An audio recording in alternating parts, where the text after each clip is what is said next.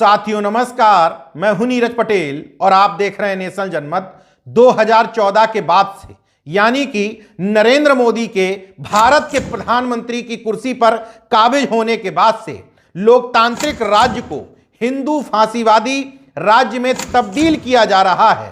स्वतंत्रता, समानता और बंधुत्व के मूल्यों को रौंदा जा रहा है। अभी तक इस तरह के आरोप लोकतंत्र और संविधान को बचाने की मुहिम में लगे सजग प्रहरी ही लगाया करते थे, लेकिन अब यह आरोप जस्टिस बी गोपाल गोंडा ने वो सब कुछ कह दिया जो विपक्ष के गले से भी नहीं उतरता है। सीएजी, चुनाव आयोग, सीबीआई की निष्पक्षता पर सवाल उठाते हुए सीए, एनआरसी जैसे मुद्दों पर भी खुल करके बोले। उन्होंने कहा कि देश में अल्पसंख्यक डरे हुए हैं। उससे भी ज्यादा महत्वपूर्ण बात उन्होंने कही कि स्वतंत्र और निष्पक्ष चुनाव कराना अब आसान नहीं रह गया है। दक्षिणपंथी ताकतों के लिए चुनाव एक अनुष्ठान की तरह बन गया है।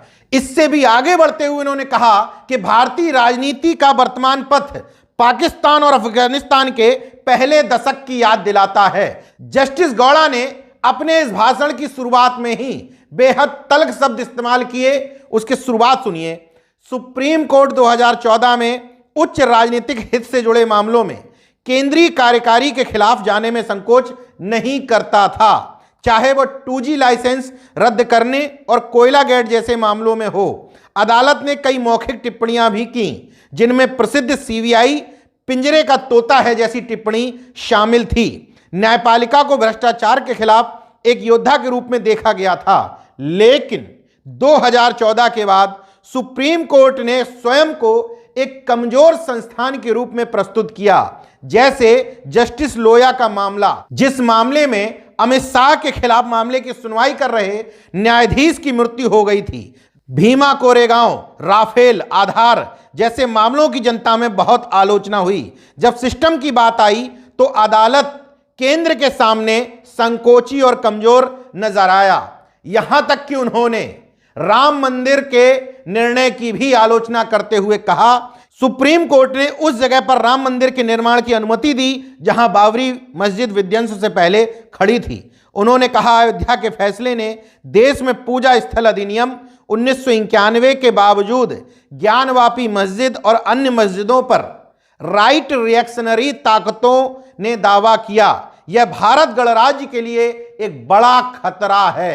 सीधे सीधे उन्होंने दक्षिणपंथी धड़ों के रिएक्शनरी यानी कि प्रतिक्रियावादी स्वरूप पर सवाल उठाते हुए कहा कि 2014 के बाद से देश हिंदू फांसीवादी राज्य की तरफ बढ़ रहा है। जस्टिस गौड़ा ने अनुच्छेद 370 चुनावी बॉन्ड की सुनवाई न करने के मामले में भी सुप्रीम कोर्ट को लपेटा। इसके साथ ही साथ अगड़म गोस्वामी, माफ करिएगा, अर्णव गोस्वामी का नाम न लेते हुए इशारों में कहा कि जब बॉम्बे के एक पत्रकार को गिरफ्तार किया गया तो सुप्रीम कोर्ट ने उसे एक दिन में जमानत दे दी थी। हालांकि उसकी जमानत याचिका ट्रायल कोर्ट में लंबित थी, लेकिन जब पत्रकार सिद्दीक कप्पन का मामला आया तो सुप्रीम कोर्ट ने उसे निचली अदालत में जाने को कहा। कुल मिलाकर के जस्टिस गौड़ा साहब ने 2014 के बाद सुप्रीम कोर्ट और केंद्र सरकार के बीच में जो जुगलबंदी चल रही है, जो अवैध रिश्ता चल रहा है और उसमें गोदी और दलाल मीडिया का जो तड़का लग रहा है, इस पूरे अवैध रिश्ते की पोल खोल करके रख दी है। विपक्ष के नेताओं के भी हलक से जो बात नहीं निकलती। एक पूर्व जस्टिस ने कार्यक्रम के दौरान वो सब कुछ कह दिया।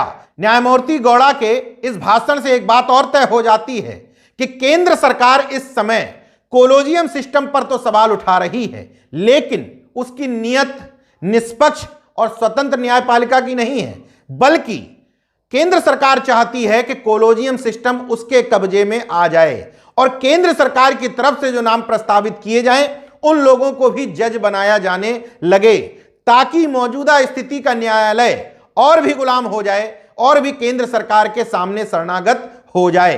अगर मेरी बात में दम नहीं है तो जितनी ताकत के साथ कानून मंत्री किरण रिजिजू न्यायपालिका के कोलोजियम सिस्टम पर सवाल उठाते हैं, उतनी ही ताकत के साथ इन तमाम सारे फैसलों पर सवाल क्यों नहीं उठाते। मकसद स्पष्ट है कि इस मुट्ठी से निकल करके ताकत इस मुट्ठी में आ जाए।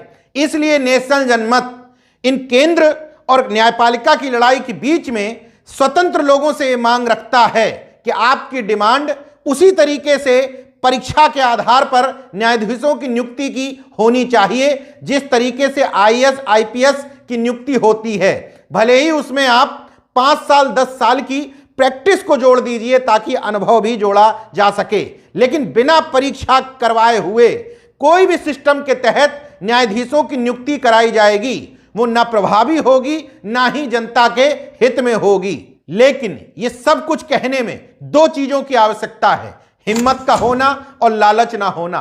अगर रिटायरमेंट के बाद किसी पद की लालसा होगी तो इस तरह की बातें नहीं निकल पाएंगी, मगर देश के वास्तविक स्वरूप की अगर किसी को चिंता होगी, संवैधानिक संस्थाओं को बचाने की, संविधान और लोकतंत्र को बचाने की अगर किसी के अंदर पीड़ा होगी, ललक होगी, तो उसके मुंह से इसी तरह की बात निकलेंगी कि भारत देश लोकतांत्रिक राज्य से अब हिंदू फांसीवादी राज्य की तरफ बढ़ रहा है। एक जाति के वर्चस्व पर आधारित हिंदू राष्ट्रवाद का चोला ओढ़े हुए और धर्म की चाशनी में लिपटे हुए पिछड़े दलित लोगों को यह बात समझ में आ जाए तो बहुत अच्छा है, वरना ना समझों की कमी थोड़ी ही है। देखते रहिए नेशन जनमत, जागरूक और सजग बने रहिए। जय विज्ञान, जय संविधान, जय लोकतंत्र। धन्यवाद।